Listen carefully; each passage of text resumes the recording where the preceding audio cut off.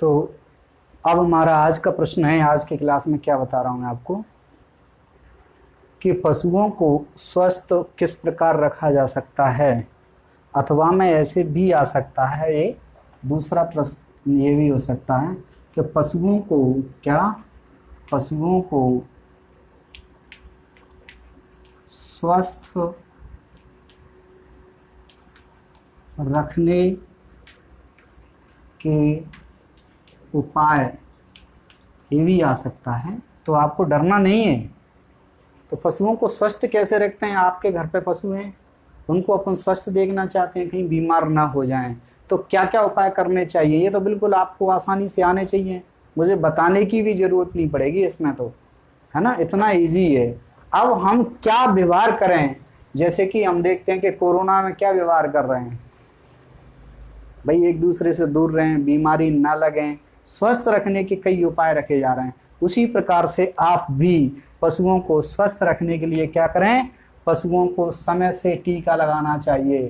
तो कोरोना में तो यही कहा जा रहा है ना कि वैक्सीन आ गई कि नहीं आई, वैक्सीन आ जाए, तो बस ये वैक्सीन ही होता है, टीका। तो क्या करना चाहिए? पशुओं को समय से टीका लगाकर बचाया जा सकता है। अर्थात पशुओं के जो बछड़ा होते हैं उनमें पहले ही टीका लगा दें तो बछड़ों में बीमारी नहीं आएगी। बीमारी नहीं आएगी तो इसका मतलब है स्वस्थ रहेंगे। क्या होगा? स्वस्थ रहेंगे। दूसरा पॉइंट आता हमारा, पशुओं को सर्दी एवं गर्मी से बचाव करना चाहिए।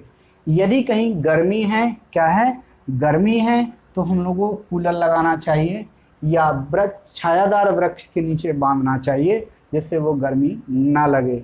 यदि कहीं सर्दी है तो बंद कमरे में और उसके ऊपर कपड़ा या उसकी झूल डालना चाहिए, अर्थात उसके ऊपर कपड़ा डाल देना चाहिए या गर्म कपड़े भी डाल सकते हैं। कमरे में या पशुशाला में हीटर भी लगा सकते हैं। ठीक है, तो ये सर्दी और गर्मी से बचाएंगे तो पशु बीमार नहीं होंगे। अगला पॉइंट हमारे सामने है पशुओं की नियमित सफाई। कई बार हम देखते हैं कि पशु के पीठ पर कचरा जम जाता है, गंदगी जम जाती है, उससे जुएं पड़ सकते हैं, खाज खुजली हो सकती है। इसलिए पशु को खुरैरा यानी ग्रूमिंग करते रहना चाहिए और मरे बालों को भी झड़ाते रहना चाहिए। और उस पर जब पशु पर हाथ फेरते हैं तो उसका ब्लड संचार भी बढ़ता है, इससे पशु स्वस्थ रहते हैं। तो क्या होना चाहिए? नियमित सफाई करनी चाहिए। कहीं उसके अंदर किलनियाँ वगैरह तो नहीं लग गए हैं। किलनी का मतलब है बाह्य परजीवी, शरीर के ऊपर किलनियाँ न लग जाएं। ठीक है, अगला पॉइंट है हमारे पास, समय समय पर पशुओं की उचित जांच करा लेना चाहिए। डॉक्टर से उसकी जांच करा लेना चाहिए, कहीं पशु को कोई बीमारी तो नहीं आ गई है, पशु चारा खाने में कमी तो नहीं कर रहा, पशु के शरीर में बाहर कम तो नहीं हो रहा है, पशु का टेम्परेचर ज़्यादा तो नहीं है। ये समय पर जांच कराते रहना चाहिए। ठीक है, अगला है पॉइंट हमारे सामने, पशुओं को संतुलित आहार यानी बैलेंस राशन। संतुलन का मतलब तो अपन पहले वीडियो फर्स्ट वाले में सीख आए या समझ आए। संतुलन का अर्थ क्या होता है? वह आहार जिस आहार में प्रोटीन, विटामिन, कार्बोहाइड्रेट, वसा, खनिज, मिनरल्स, नमक सब मिक्सर होना चाहिए। ऐसा आहार देंगे तो पशु की आवश्यकताओं की पूर्ति करेगा। अर्थात जितनी पशु को आवश्यकताएं हैं उतनी यदि चारे के अंदर है तो संतुलित आहार कहलाएगा। अर्थात संतुलित आहार हमें देना चाहिए। क्या देना चाहिए? संतुलित आहार देना चाहिए। कौन सा आहार देना चाहिए? संतुलित आहार देना चाहिए। ओके, तो संतुलित आहार का मतलब समझ में आ गया। अब आते हैं हमारे पास, पशुओं को स्वच्छ पानी पिलाना चाहिए। क्या पिलाना चाहिए? स्वच्छ, यानी ये ना हो कि गांव में जब दूध निकाल दिया पशु का, छोड़ दिया और क्या कह दिया, जाओ पानी पी आया, और वो कहीं कोई टैंक बना हुआ है, तालाब या तलैया भी बोलते हैं गाँव में, उसमें जाकर के वो पानी पिया है गंदा, और उसको पीना था 10 लीटर लेकिन 5 लीटर ही पी पाया। तो ये बहुत ही हमारे लिए शर्मनाक बात है कि ऐसा नहीं करना चाहिए। पशु को स्वस्थ बहता हुए पानी में अच्छा पानी पिलाना चाहिए, हैंडपंप या कुएं से पानी पिलाना चाहिए। अगला क्या पॉइंट हो गया हमारे पास? 7। अगला है कि पशुओं को नियमित व्यायाम कराना चाहिए अर्थात व्यायाम पशुओं के लिए कैसा है, बहुत ही अच्छा साधन है। हमारे लिए भी कहते हैं कि प्रतिदिन 2 किलोमीटर 1 किलोमीटर कम से कम पैदल चलना चाहिए, अर्थात व्यायाम कराना चाहिए। जिसमें से गर्भवती गाय, गर्भवती भैंस है, उसको प्रतिदिन 2 किलोमीटर 1 किलोमीटर पैदल चला लेना चाहिए।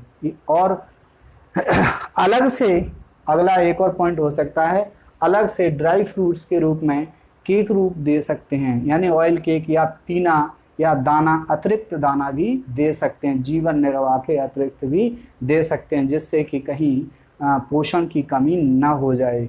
इस प्रकार से हम इन पॉइंटों को ध्यान में रख करके हम अपने पशुओं को स्वस्थ रख सकते हैं। और ये जरूरी नहीं है कि ये पढ़ाई में ही सम्मिलित हो, और ये बात जरूरी नहीं है कि पढ़ने वाले ही स्टूडेंट सुने, उनके पेरेंट्स, माँ बाप भी सुने। माँ बाप भी जिम्मेदारी है कि पशुओं को स्वस्थ ऐसे रखा जा सकता है। जिन माँ बाप के पास ये जानकारी नहीं है तो वो बिल्कुल सुन सकते हैं इस वीडियो को, नहीं है तो बेटे आप भी सुनाएं पापा को, मम्मी को, जो पशु पालते हैं। और पशु नहीं पालते तो कोई बात ही नहीं है ना। तो पशु पालकों के लिए बहुत ही इम्पोर्टेंट पॉइंट्स हैं। इन बातों को ध्यान में रखेंगे तो जरूर आप अपने पशुओं को स्वस्थ रखेंगे, तो क्या होगा, आपकी डेयरी में कोई नुकसान नहीं होगा। इससे के साथ में आपका दूसरा प्रश्न मैं आपको बताता हूं। फिर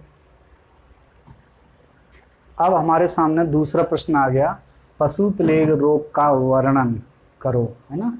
तो पशु प्लेग रोग के बारे में बताएंगे। इस बीमारी का दूसरा नाम ऐसे भी हो सकता है, पशु प्लेग को इंग्लिश में रिंडर पेस्ट कहते हैं। क्या बोलते हैं, रिंडर पेस्ट। हाँ, रिंडर पेस्ट रोग के लक्षण बताना है। तो ऐसी बीमारी के जिसमें पशु पतला गोबर करे तो क्या कहलाएगा, पशु प्लेग। ऐसे में और क्या क्या हो सकता है, वैसे तो नाम से क्लियर हो गया, पशु प्लेग, पशु पतला गोबर करे, कैसा, पेस्ट जैसा, है ना, बारीक पतला, है ना। इसके लिए हम लोग जानेंगे बीमारी किसके कारण होती है। तो बीमारी का कारण पता लगाना बहुत जरूरी है। तो रोग का कारण, तो हम एग्जाम में लिखते समय विशेष ध्यान देंगे कि हेडिंग बहुत जरूरी है। पहले उत्तर लिखेंगे, फिर रोग का कारण लिखेंगे। बिना रोग के कारण आप लिखेंगे तो उसके उतने नंबर नहीं मिल सकते जितना मिलना चाहिए। तो सबसे पहले जब भी कभी बीमारी का वर्णन करना है तो बीमारी का रोग का कारण जरूर बताना है, यह बीमारी किसके कारण होती है।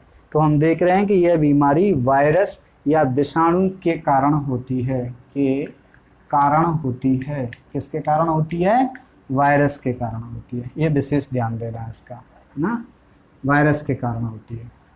तो रोग का कारण क्लियर हुआ, यह वायरस वाली बीमारी है। अच्छा, इस वायरस वाली बीमारी करती क्या है शरीर में, वो हमें जानना है। तो ये वायरस वाली बीमारी पहले जब शरीर के अंदर जाती है, ये वायरस अंदर चले जाते हैं, तो सबसे पहले तो ये हमारी जो आंत होती है, जिसे अपन लोग भोजन पचता है, जिस जगह अपन लोग भोजन पचता है उस जगह को आंत्र कहते हैं। तो आंत गुम होती है पहली अवस्था में। इसकी 3 स्टेजें होती हैं। मैंने 3 स्टेजों को पूरा वर्णन न करते हुए केवल आपको सिंपल 12वीं लेवल को मैं हमेशा यहाँ पर सिंपल से सिंपल तरीकों कराते हैं। यदि एडीए, एसएडीए, पीएटी में जब मैं कराऊंगा तो इनको बहुत ही डिटेल से बताऊंगा। इसका बॉडी टेम्परेचर तक बताएंगे, इसके कितना टेम्परेचर होता है और कौन सी दवा लगाना पड़ेगी, ये सारी बातें बतानी होती हैं। लेकिन 12वीं में क्या चाहिए, रोग का कारण और रोग के लक्षण। क्या होना चाहिए, रोग के लक्षण, बस उपाय बचाने के तो बताएंगे अभी। तो रोग के लक्षण क्या हैं, यानी जब ये वायरस बॉडी के अंदर चला जाएगा तो क्या क्या लक्षण होंगे, हम कैसे पहचानें कि ये पशु प्लेग बीमारी है। तो हम ही नहीं, आपके पेरेंट्स को भी बताएं कि पशु प्लेग बीमारी के क्या लक्षण हैं और फिर न कैसे बचाया जा सकता है। तो बीमारी जब आएगी पशु प्लेग तो ये निम्न कारणों को गिनते हैं हम लोग। क्या कारण गिनेंगे जरा देखो।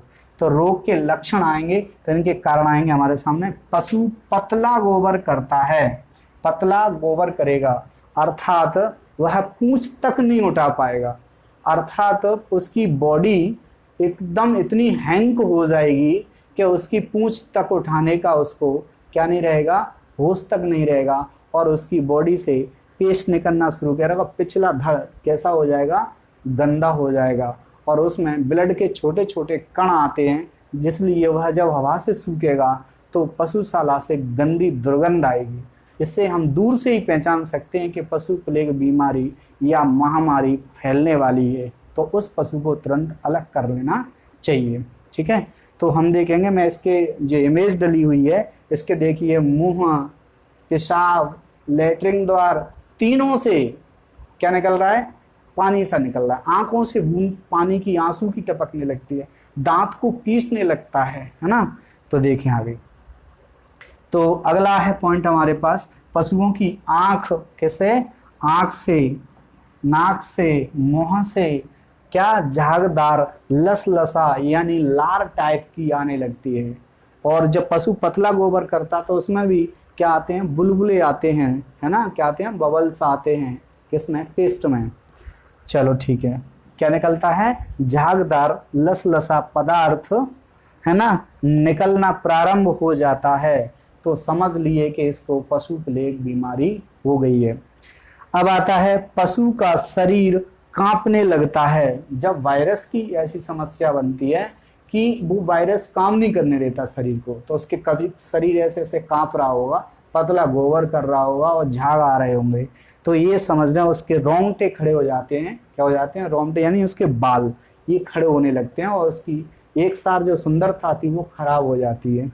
तो पहचान लें कि क्या हो जाएगा, वो पशु प्लेग बीमारी हो गई है, तो खड़े हो जाते हैं। अगला है, दांत पीसने लगता है। क्या करने लगता है, दांत पीसने लगता है, यानी अपन उसके पास में खड़े होंगे तो कुरकुर की आवाज आ रही होगी, ये इसमें से दाढ़ें आपस में चलती हैं तो कुरकुर की आवाज आने लगती है। इस प्रकार से मेरे सामने ये 4 पॉइंट ये दिखाई दे रहे हैं। इन 4 पॉइंटों को देख करके हम ये पहचान सकते हैं कि पशु प्लेग बीमारी है। अब इससे बचने की क्या सावधानियां हैं, वो सावधानियां सुने।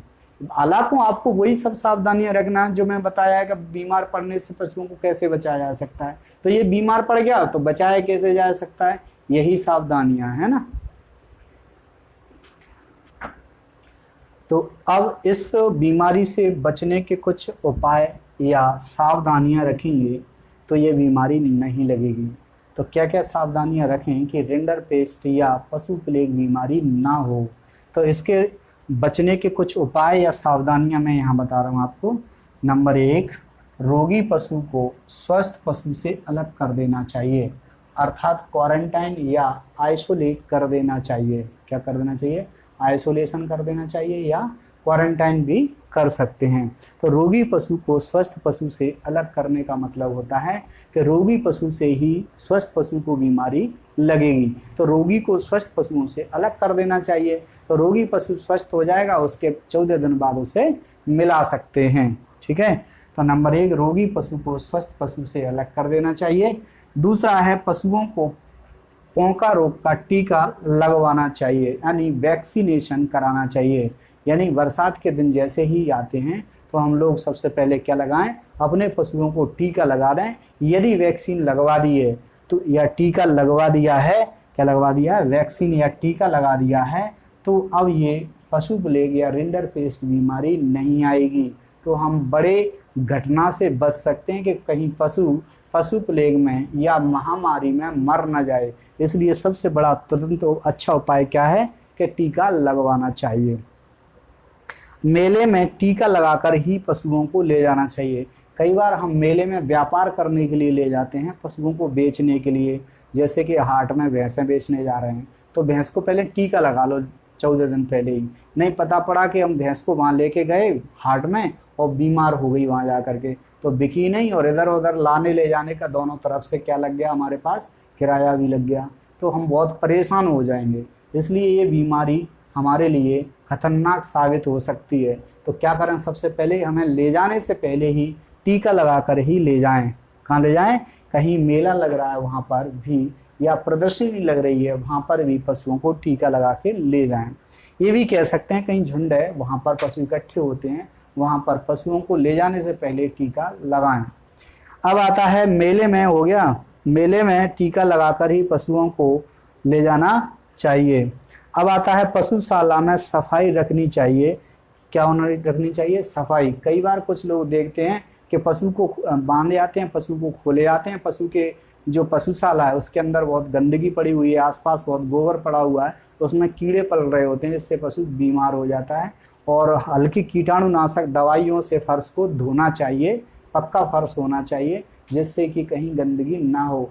तो पशुशाला की हल्के कीटाणुनाशक जैसे कि फिनाल वगैरह से सफाई कर देना चाहिए।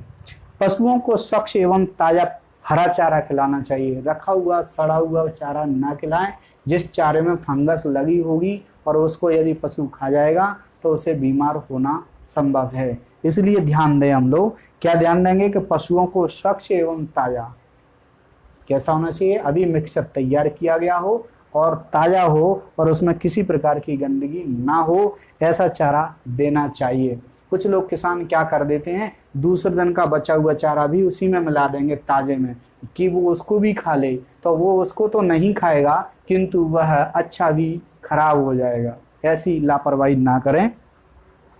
पशुओं को चारागाह से रोक देना चाहिए। चारागाह क्या होती है, जब हम सुबह शाम दूध निकाल लेते हैं और पशु को छोड़ देते हैं कि जंगल में जा चरे आओ, यानी जंगल में चरने या घूमने चला जाता है, चर के शाम को लौटता है तो वह बीमारी लेके आ सकता है। इसलिए पशु को हमें चारागाह से रोक देना चाहिए। और ऐसी कंडीशन में जब बीमारी फैल रही हो तो चारागाह भी न भेजें।